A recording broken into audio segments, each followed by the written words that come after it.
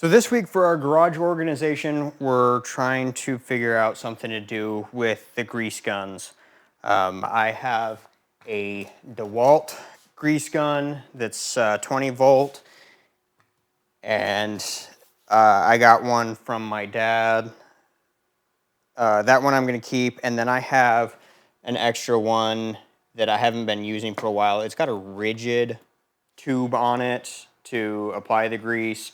It's not the most versatile, so I'm just going to get rid of this. I'm not attached to it. And I don't need 3 different grease guns. But if anybody knows anything about grease guns, they tend to leak. So I've been having them just sitting in like a round bucket for like doing oil changes and stuff like that, a catch pan. They don't fit in there very good. They're just piled in it, and I want something better to do with it.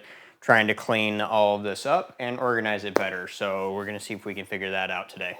For this project, I picked up a 3-inch by 2-foot piece of PVC from Home Depot, and I picked up 3 3-inch caps, and you'll see what I'll show you what we're gonna do with these in a minute. So let's just jump right into it. Let me see if I can figure this out and see how I want to do this. And then I'm going to like mount it on the wall over there in the corner, probably by my truck. I found stuff online, like photos and some videos on YouTube of things that people made for a standard grease gun, just a PVC tube that you would drop the grease gun down into. I did make one of those for the other grease gun, but I didn't find any for a DeWalt grease gun. So I've got a few pieces put together. I haven't mounted them on the wall yet, but we'll show you what we put together here. So I took a 3-inch piece of PVC, and as you can see, I ripped it in half long ways. I glued 2 caps on the ends first to catch any grease, and then I bent 2 metal straps to span the distance between them, and then the grease gun will sit on there like this. The pipe with the caps is long enough to catch any sort of grease. It's going to drip off from the tubes.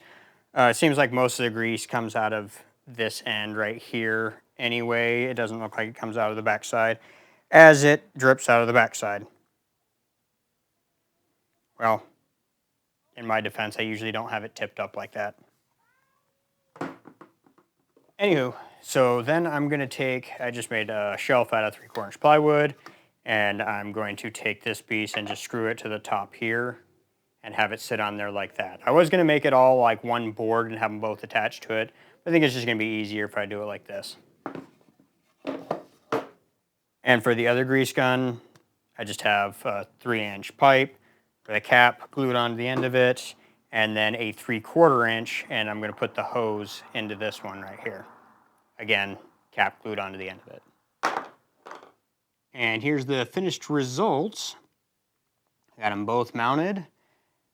I had to leave enough clearance in order to get that one and be able to lift that one out, so I couldn't put it too close to that shelf. I probably could have put it a little bit higher, but that's where it ended up. So I did have to drill some holes on the outside so that I could get a bit in there and get the screws to the wall. Just like with the DeWalt, the second I turned this one standing up, it started leaking quite a bit. I ended up just attaching the 3/4-inch pipe to the side of it. A big old glob of hot glue to try and keep it at this angle, because if I just tried to zip tie it like this, then it would want to turn. So it seems to be holding in pretty well right now. Who knows how it's going to hold up in the summer or long term. But there's also some red hot blue glue underneath there, which is used for gluing PVC pipe together, so it kind of like melts them. So you can see a little bit right in here. So it's going to hold just fine. And then here's the way that the DeWalt mount looks. And I'm pretty happy with it. I've been wanting to do this for a while and I just haven't gotten around to it.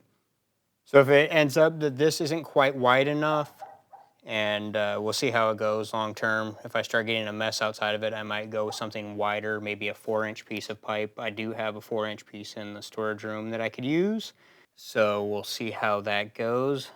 But I think it'll be fine. This grease gun doesn't really leak that much. Again, until I stood it up on its end, and then it started leaking out the bottom end there. But like this, it doesn't tend to leak too much.